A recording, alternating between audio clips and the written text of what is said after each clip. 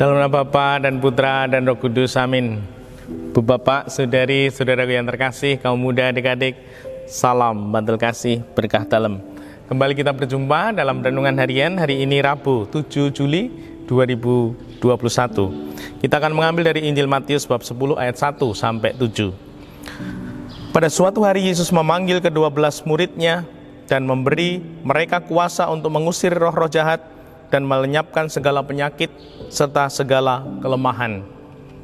Inilah nama ke-12 rasul itu. Pertama, Simon yang disebut Petrus dan Andreas, saudaranya, Yakobus anak Zebedeus dan Yohanes saudaranya, Filipus dan Bartolomeus, Thomas dan Matius pemungut cukai, Yakobus anak Alfeus dan Tadius, Simon orang Selot, dan Yudas Iskariot yang mengkhianati Yesus.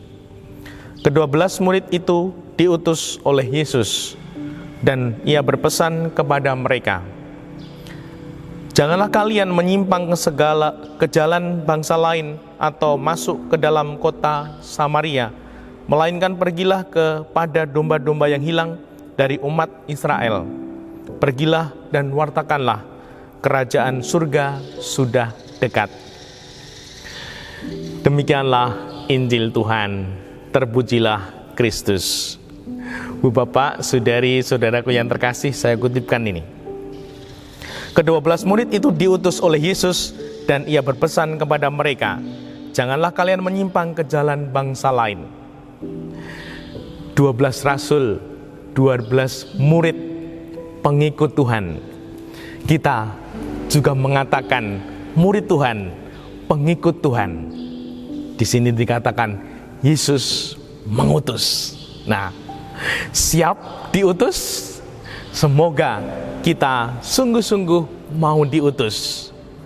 Tuhan akan menemani, Tuhan akan mendampingi, memberkati, bahkan ungkapan yang mulia, Tuhan mengutus, Tuhan akan mengurus hidup kita, perutusan kita.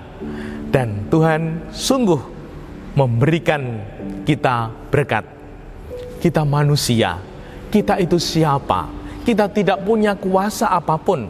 Namun Tuhan mengatakan dalam Injil suci, Yesus memanggil ke-12 murid dan memberi mereka kuasa untuk mengusir roh-roh jahat, melenyapkan segala penyakit dan segala kelemahan.